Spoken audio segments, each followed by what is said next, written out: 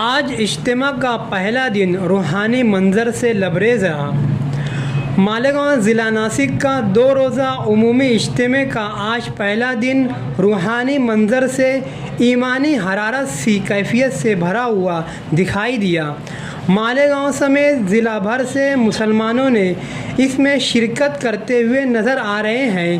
اجتماع کے راستوں سے لے کر اندر کے حصے، پارکنگ، وضو خانہ، طہارت خانہ، ایمرجنسی دواخانہ اور اجتماع میں شرکت کے لیے آئے ہوئے افراد کے لیے پانی کی سبیل، مالیگاؤں سمیت ضلع والوں کے لیے الگ الگ کھانوں کے 6 زون، کنارے پر کھانے پینے و دیگر اشیاء کا بازار، ایمرجنسی خدمات انجام دینے کے لیے ایمبولینس گاڑی، فائر بریگیڈ کی گاڑی اور ہمہ وقت پانی کے لیے پانی کا ٹینکر اور ہر جگہ خدمات انجام دینے والے رضاکار تبلیغی جماعت کے ساتھی نظر آئے۔ فجر کی نماز کے بعد حاجی لیث صاحب نے بیان کیا، ظہر میں مفتی افضل جالنہ، عصر میں مولوی یاسین تلوجہ پربنی اور مغرب میں مولانا مبین پونا نے بیان کیے۔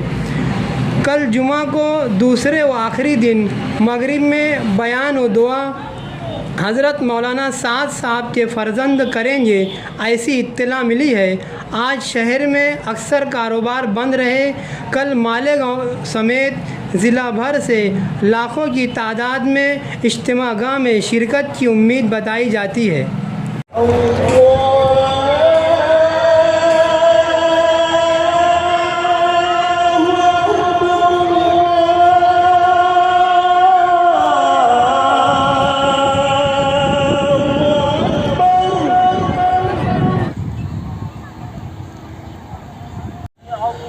ربنا لك الحمد الله أكبر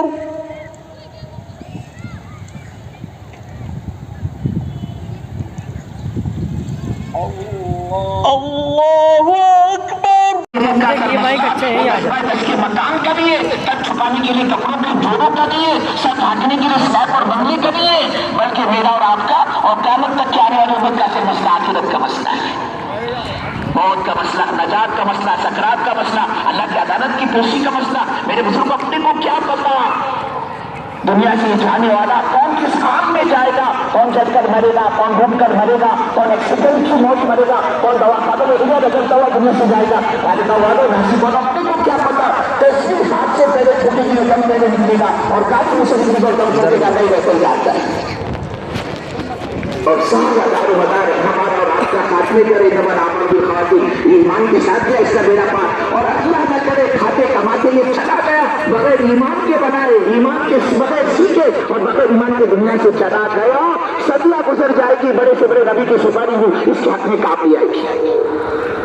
یہ محنت اسی ایمان کے بنانے کی محنت ہے، اور صحابہ نے اس کو سیکھا کہ ہر نبی کے زمانے پر امتی اپنی آخرت کے فکر میں روتا ہوا دنیا سے گئے، کہ آخرت میں کیا بنے گا، اور وہ رونے والے، ملانے والے، اللہ اکبر، وہ صحابی جن کو دعوت کے راستے سے اللہ کے نبی نے تیار فرمایا، جن کے ایمان کی قسمیں کھائی جا سکتی ہو، جن کو عرش سے جن کے لیے سلام آ رہے ہو اللہ کی طرف سے، جن سواریوں پر سوار ہو کر وہ اللہ کے راستے کا سفر کرتے تھے، میرے بزرگوں اللہ ان کے گھوڑوں کی ٹانپوں کی قسمیں عرش پر کھا رہا ہے، عرش سے ان کو سلام آ رہے ہیں۔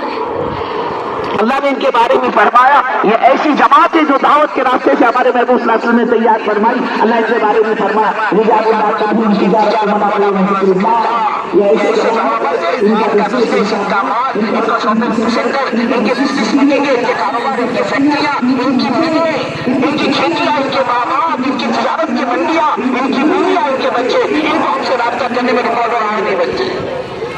آج یہ جو چیز ہے نا دنیا جو اللہ سے رابطہ قائم کرنے میں رکاوٹ اور راہ بنتی ہے، اللہ نے ان کی نفی کر دی۔ لیکن ایسی جماعت ہے ان کی خرید و فروخت، ان کو ہم سے ہماری یاد سے غفلت میں نہیں ڈالتی۔ رجال اللہ تلہم تجارت ومنافع عن ذکر اللہ واقام الصلاۃ وایتاء الزکاۃ یخافون یوما تتقلب فی القلوب والابصار. اللہ نے کہا ان کی تعریف کی اللہ کی. جواب مرد ان کی مصروفیات, ان کی بیوی بچے, ان کی تجارت, ان کو ہماری آنکھ سے غفلت بھی نہیں ڈالتی. کیوں نہیں ڈالتی؟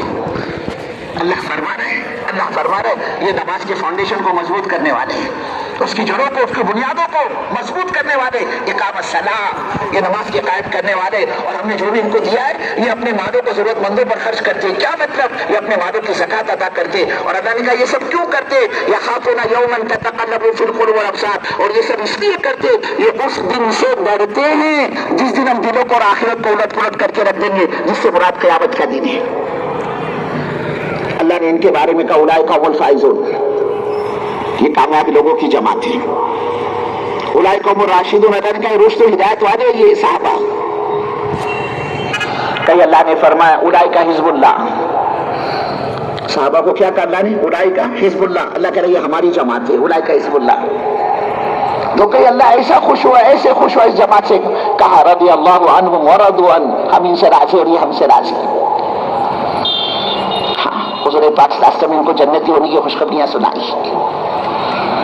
ابو بکر فی الجنہ, عمر فی الجنہ, عثمان فی الجنہ, علی فی الجنہ, طلحہ فی الجنہ, زبیر فی الجنہ, جنتی ہونے کی خوشخبریاں سنائی.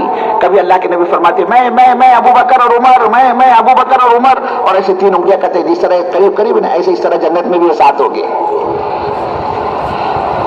جنت کے ٹھیکیدار ہے, جنت کی خوشخبریاں مل چکی ہے ان کو. لیکن ان سب کے باوجود بھی ان کے سامنے ان کی اپنی آخرت کی ایسی فکر. وہ عثمان غنی رضی اللہ تعالیٰ جن کی نکاح میں حضور پاک صلی اللہ علیہ وسلم اپنی 2 بیٹیاں تھیں, ایک کا انتقال اور دوسری تھی.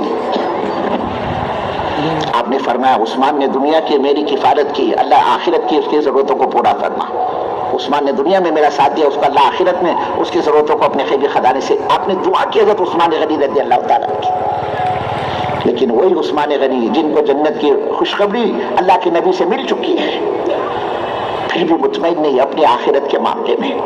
قبر پر سے گزر ہو جاتا, ہچکیاں بن جاتی, اتنا روتے کہ داڑھی مبارک بھیگ جاتی, داڑھی سے آنسو ٹپکنے لگتے.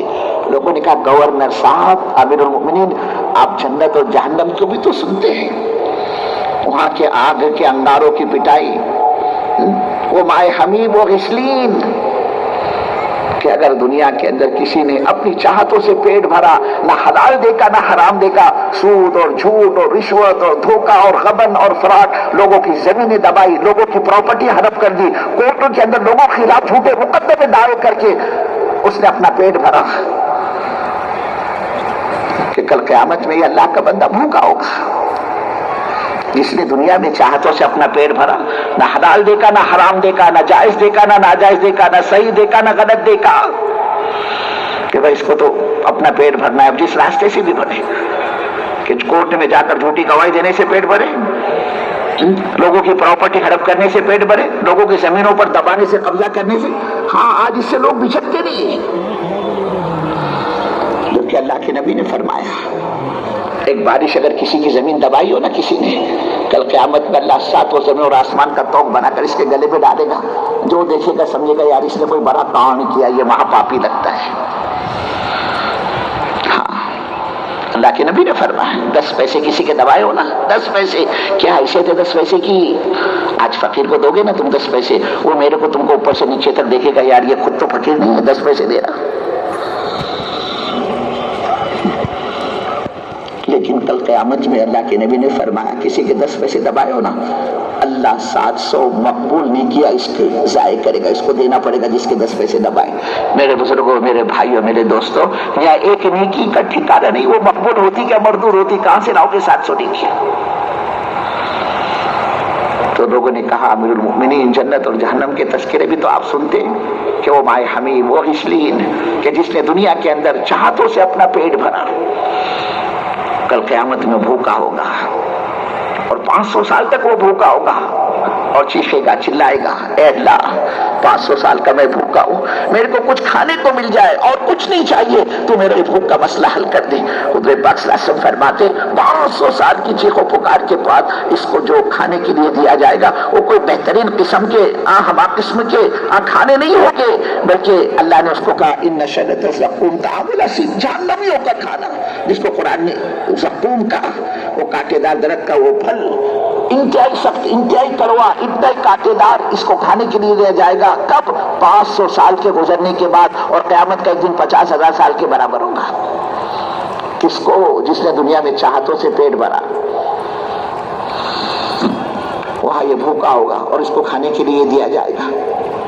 اللہ کے نبی فرماتے مرتا کیا نہ کرتا، اس کو جھپٹے گا اور جیسے ہی اس کو اپنے منہ کے اندر اتارے گا، حلق کے اندر، وہ پھل جا کر زقوم اس کے حلق میں اٹک جائے گا، نہ نکلنے کو تیار نہ نگلنے کو تیار. اور یہ ایسے تڑپے گا جیسے مچھلی کو پانی سے باہر نکال دو کیسے تڑپتی ہو، ایسے تڑپے گا کہ اللہ یہ کیا مصیبت میرے گلے پڑی، اے اللہ مجھے اب کچھ نہیں چاہیے، بس پینے کے لیے پانی مل جائے تاکہ حلق کی پھنسی ہوئی مصیبت نکل جائے، ظاہر ہو جائے. حضور پاک صلی اللہ علیہ وسلم فرماتے اب یہ اور مزید 5 سال تک چیخے گا، چلائے گا، اللہ سے پانی مانگے گا، اور 500 سال کے گزرنے کے بعد اس کو جو پینے کے لیے دیا جائے گا وہ کوئی بہترین مشروب نہیں ہوگی، کولڈ ڈرنکس نہیں ہوگی، بلکہ اللہ کے نبی نے فرمایا اس کو جو پینے کے لیے دیا جائے گا وہ جہنمیوں کے بدن سے نکلنے والا وہ خون اور پیپ و مائے حمیم ہے، جس کو اللہ کے قرآن غسلین کا یہ اس کو دیا جائے گا.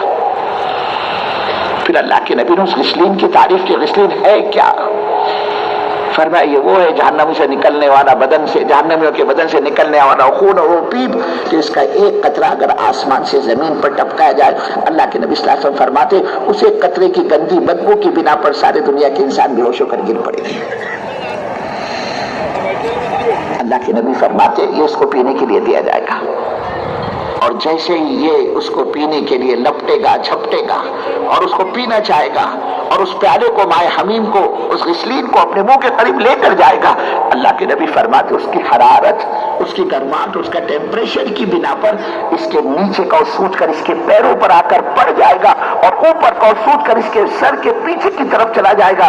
اس کے باوجود بھی اللہ کے نبی فرماتے اس کو پیے گا اور جیسے ہی اپنے حلق میں اس کو اتارے گا اس کی اکڑیاں ٹکڑے ٹکڑے ہو کر کٹ کٹ کر پاخانے کے راستے سے گرنی شروع ہو جائے گی. لوگوں نے کہا گورنر صاحب یہ سب تو آپ سنتے ہیں جہنم کے تذکرے، اس وقت آپ کی حالت نہیں بنتی صرف قبر کا تذکرہ آ جائے یا قبر پر سے آپ کا گزر ہو جائے تو آپ کی چیخیں نکل جاتی ہے، آپ دھاڑے مار کر رونا شروع کر دیتے. کیا وجہ اس کی؟ حضرت عثمان غنی رضی اللہ تعالیٰ سے پوچھا گیا اس کی وجہ کیا؟ حضرت عثمان غنی رضی اللہ تعالیٰ نے اللہ کے نبی صلی اللہ علیہ وسلم کے قبر شریف کی طرف اشارہ کر کے فرمایا میں نے اس گنبد خضرا کے مکی سے یعنی اللہ کے نبی صلی اللہ علیہ وسلم سے سنا ہے کہ قبر آخرت کی منزلوں میں سے سب سے پہلی منزل ہے، جو یہاں سے عافیت کے ساتھ پار ہو گیا بعد کی ساری منزلوں تک پار ہوتا چلا جائے گا، اور جو یہاں پھنسا آخر تک پھنستا چلا جائے گا. مجھے عثمان کو کیا پتا کہ عثمان کا قبر میں کیا ہوگا. وہ عمر فاروق رضی اللہ تعالیٰ عنہ اللہ کے نبی صلی اللہ علیہ وسلم ان کے بارے میں فرمایا کرتے تھے لو کان بعدی نبی لکان عمر، اگر میرے بعد کوئی نبی ہوتا وہ عمر ہوتے ہیں. کیا مطلب؟ اللہ کے نبی کا تو فرمان ہے لا نبی بعد، میرے بعد کوئی نبی نہیں، انا خاتم النبی، میں آخری نبی. کیا مطلب؟ کہ اگر نبوت کا سلسلہ جاری ہوتا یہ عمر فاروق رضی اللہ تعالیٰ نے اس درجے کے صحابی کے نبی بنائے جاتے. ان کا مقام تو دیکھو. اللہ کے نبی صلی اللہ علیہ وسلم نے ایک مرتبہ ان سے فرمایا عمر میں معراج میں جنت کی سیر کر رہا تھا، جبرائیل میرے ساتھ تھے. فرمایا عمر میں نے بہت ہی حسین اور جمیل خوبصورت موتیوں کا محل دیکھا اور اس کو دیکھ کر مجھے تو ایسا لگا یہ میرا ہی ہوگا. میں نے جبرائیل سے پوچھا بھائی جبرائیل اتنا شاندار اتنا خوبصورت محل کس کا ہے؟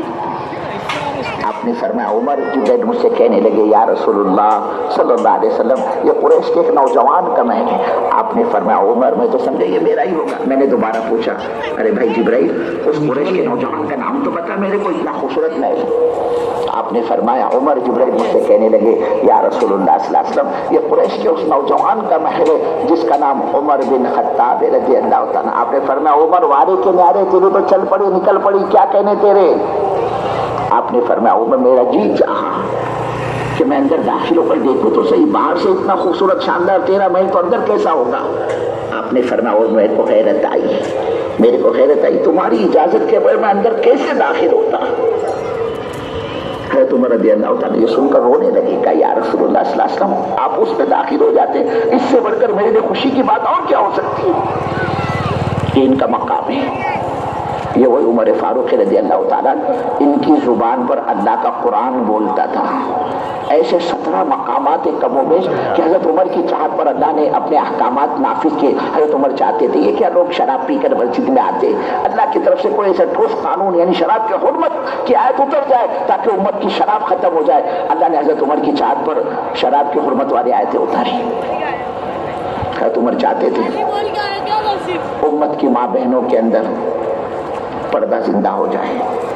اللہ نے حضرت عمر کی چاہت پر قرآن پاک میں پردے کی آیتیں اتاری۔ ایسے 17 مقامات کہ ان کی زبان پر اللہ کا قرآن بولتا تھا، لیکن خود ان کا اپنا یہ حال تھا، آخرت کی فکر، اللہ کی عدالت کی پیشی کی فکر، اللہ کے سامنے کھڑے ہونے کی فکر۔ اس فکر کے اندر اپنے آپ سے کہتے تھے، اس کے ڈر اور خوف کی وجہ سے کبھی فرماتے کاش عمر کوئی تو درخت کا پتا ہوتا، چلتا پھرتا جانور منہ مار لیتا، تیرے کو کھا کر پاخانے کے راستے سے مہنگی بنا کر باہر نکال دیتا، پھر وہ مہنگی سوکھ جاتی، ہوا اس کو لے جا کے کہیں پٹک دیتی، کہیں پھینک دیتی، اور پھر وہ مہنگی مٹی بن جاتی، اور عمر اس رب کی عدالت کے کٹہرے میں کھڑے ہونے کی نوبت تو نہیں آتی۔ یہ وہی عمر فاروق ہے، اللہ کے ڈر اور خوف کی وجہ سے اپنے آپ سے کہتے تھے عمر کاش تجھ کو تیری ماں نے پیدا ہی نہ کیا ہوتا، عمر کیا ضرورت تھی تیرے دنیا میں آنے کی، ارے تو کل قیامت میں اس رب کی عدالت کے کٹہرے میں کھڑے ہو کر اس رب کو کیا منہ دکھائے گا اور کیا جواب دے گا۔ یہ وہی عمر فاروق بزرگ رضی اللہ تعالیٰ، انہوں نے وصیت کی اپنے بیٹے سے، نصیحت کر رہے عبداللہ ان کے بیٹے عبداللہ ابن عمر، ان کو بلایا، کہا دیکھ عبداللہ تو سن لے، جب میں مرنے لگوں میری جان نکل رہی ہو تو عبداللہ تو مجھے مٹی میں ڈال دینا زمین کے اندر،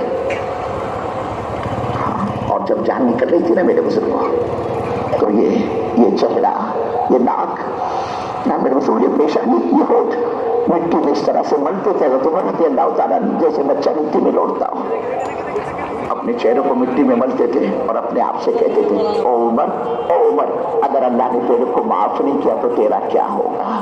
کبھی فرماتے کاش عمر کی اس حالت کو دیکھ کر اللہ کو دیا آ جائے، اللہ کو ترس آ جائے، اللہ کو رحم آ جائے اور اللہ عمر کو معاف کر دے۔ یہ وہی عمر فاروق بزرگ رضی اللہ تعالیٰ حضرت حذیفہ کے پاس جاتے ہیں۔ کون ہے حذیفہ؟ یہ حضور پاک صلی اللہ علیہ وسلم کے رازداروں میں سے تھے۔ بہت سی ایسی باتیں جو کوئی نہیں جانتا تھا وہ حضرت حذیفہ جانتے تھے۔ کیا مطلب؟ اللہ کے نبی صلی اللہ علیہ وسلم نے ان کا ہاتھ پکڑ کر لے جا کر بتلایا آ حذیفہ میں تیرے کو بتلاؤں مدینے میں منافق کون ہے، اور منافق کس کو کہتے ہیں؟ زبان کا مومن دل کا بے ایمان، اس کو اسلام سے بغض ہوتا ہے، عداوت ہوتی ہے، نفرت ہوتی ہے، وہ دین کے دشمن ہوا کرتے تھے، اللہ کے دشمن، اللہ کے دین کے دشمن، اللہ کے نبی کے دشمن۔ وہ کون ہے؟ مدینے میں